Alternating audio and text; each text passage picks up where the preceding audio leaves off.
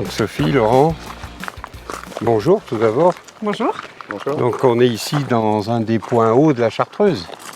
Donc c'est vers le Charmençon. Donc c'est un excellent endroit pour découvrir finalement ce très beau territoire dans lequel vous travaillez, dans lequel vous agissez et que nous allons découvrir aujourd'hui avec le collectif autour de la production laitière.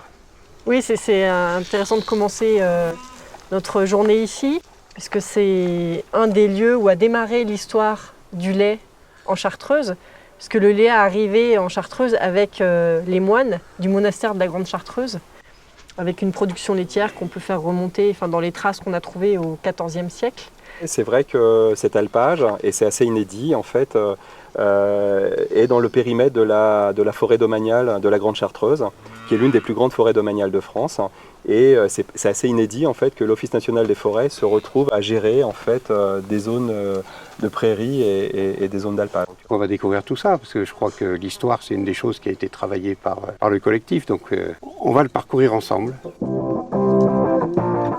Tout à l'heure, on était sur un des sommets de la Chartreuse, et maintenant nous nous retrouvons dans un lieu tout aussi emblématique pour vous, puisque c'était la salle de réunion où vous êtes souvent retrouvés avec le collectif. Quand on s'est rencontrés avec Laurent, c'était en 2014, c'était un an avant la fin des quotas laitiers, qui était déjà annoncée, et avec du coup une interrogation partagée sur le devenir de la production laitière en montagne, dans des zones où il n'y a pas justement d'appellation d'origine protégée emblématique qui permettrait de garantir un maintien du prix du lait. L'idée dans le collectif, ça a été de partir des savoirs de chacun au cours d'un atelier où on a cherché à reconstituer un peu la frise historique de cette production laitière et fromagère en Chartreuse. En faisant appel aux éleveurs qui exploitent actuellement, des anciens. Il s'est avéré, après avoir travaillé ce volet historique, en fait, qu'il y avait beaucoup d'histoires en fait, autour des fromages et avec une grande diversité. Et du coup, je pense que les éleveurs qui étaient autour de la table ont fait part en disant mais tiens, est-ce que ce serait pas le moment aussi d'aller gratter un petit peu dans le passé pour essayer de voir et essayer de se saisir un petit peu de ce qu'ont pu faire nos aïeux pour avancer dans cette réflexion et toujours dans cette quête de valorisation en fait et d'une meilleure valorisation du lait pour les éleveurs. Maintenant, on va aller rencontrer un certain nombre des acteurs qui ont participé à ce collectif pour voir chez eux, sur le terrain, un petit peu comment ils vivent cette vie du collectif et le travail qui s'est fait. Brigitte, donc merci de nous accueillir devant votre mairie de Saint-Pierre-d'Entremont. Le lait, ça a toujours été une grande discussion sur la Chartreuse. Il y a eu en permanence des tensions, certainement, dues au prix du lait, au circuit de collecte. Et donc, nous, on souhaitait voir comment, déjà, faire un état des lieux, qu'est-ce qui se passait sur la filière lait au niveau du parc. Et puis, c'était de faire travailler les gens ensemble pour voir comment faire perdurer cette filière. Et il y a un enjeu quand même de renouvellement des agriculteurs, puisqu'il y en a qui vont partir à la retraite. Ce travail a permis de mettre en évidence que quand on parle du lait en Chartreuse, il n'y a pas que la COP des Entremonts. C'est une partie, mais c'est pas la totalité du lait. Ici, on est dans les locaux de la coopérative des Entremonts. C'est ça. Qu'on entend bien d'ailleurs, c'est ça, devant l'atelier de fabrication. On travaille une gamme de 9 fromages différents au lait cru. Donc du coup, on veut rester sur des produits authentiques. On a déposé une marque qui est propre à la coopérative. Et donc du coup, tous nos fromages seront commercialisés sous cette marque. Et il y a donc tout ce travail collectif avec d'autres partenaires. En fait, depuis quelques années, donc on réfléchit ensemble sur la filière laitière de Chartreuse. On va dire que ce travail de fond, il nous a au moins permis de se rencontrer. Il nous a permis de discuter, d'échanger. Nous au sommet du massif, les autres un peu plus bas dans la vallée, c'est vrai qu'on se regarde de loin sans se connaître. Et est-ce qu'il y a des pistes de travail qui s'en dégagent aujourd'hui ? Dans les années à venir, justement, quand va sonner justement ce moment de renouvellement des générations, de que vont devenir certaines exploitations, peut-être qu'on aura un travail commun, une réflexion commune à mener, oui, je pense.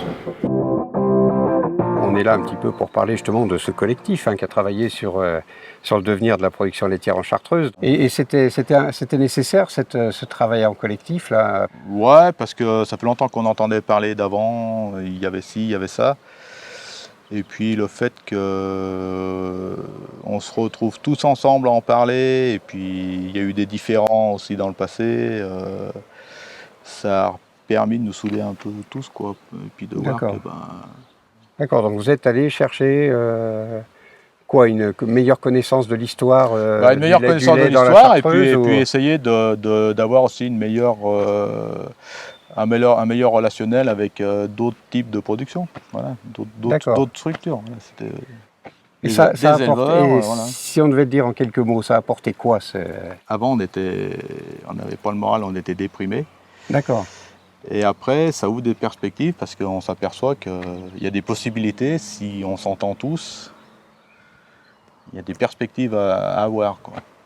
D'accord. Mais tout reste à l'échelle humaine, on va dire. C'est l'humain qui fait tout, quoi. Dans cette démarche qui a eu lieu, qui se poursuit sur le devenir de la production laitière dans ce territoire, toi, tu as été partie prenante.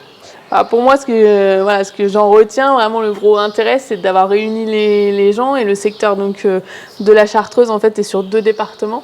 Et donc moi, mon travail s'arrête à la frontière entre l'Isère et la Savoie.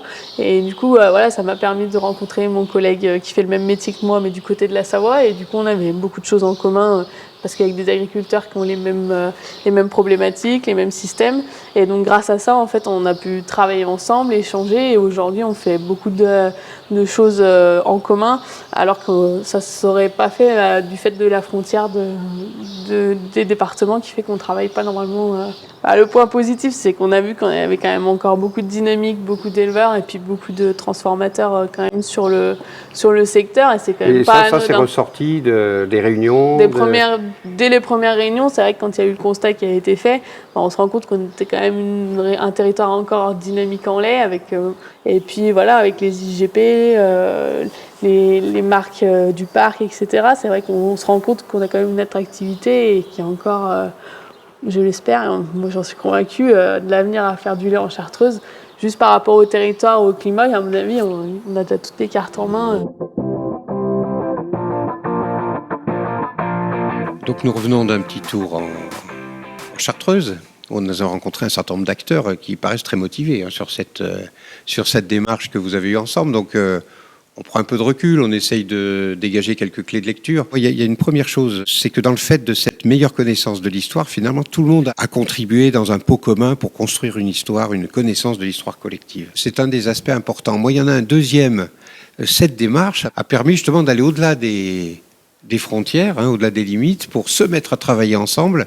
L'une des choses qui s'est passée, qui était très intéressante, en fait, c'est d'avoir réussi à mettre autour de la table, en fait, des éleveurs, des responsables de structures collectives, qui jusqu'à présent n'avaient pas forcément l'occasion, en fait, de se croiser, et de finalement les inciter à valider en fait un état des lieux posé, et à imaginer des scénarios communs. Il me semble qu'à travers cette démarche, il ressort un certain nombre d'inters, que ce soit des interactions qui ont amené à cette interconnaissance, mais aussi de l'intergénérationnel, avec cette idée de se replonger dans l'histoire, mais pour la partager et la transmettre. Et puis c'est cette interterritoriale, puisqu'au final on se rend compte que le massif de la Chartreuse, c'est un ensemble, c'est un territoire, mais formé d'un ensemble de sous-territoires, et qui ont permis là de mieux se rencontrer, se connaître et interagir. Et cet aspect interconnaissance, interaction qui s'est mise en route entre les acteurs, ça apparaît aussi comme une des clés essentielles de l'intelligence collective. Et après, il y a un troisième aspect qui est intéressant aussi, c'est l'idée de la formalisation. C'est-à-dire qu'il y a le livre qui s'écrit en ce moment, il y a tous ces panneaux qu'on a vus, il y a un certain nombre d'articles qui ont été faits pour partager toute cette connaissance, tout ce savoir qu'on a construit, qu'on a mis en situation dans le territoire. puis il faut le garder. Et que la question aujourd'hui, c'est comment finalement le faire partager à un nombre plus large pour créer une dynamique autour de ça et en faire un levier de développement.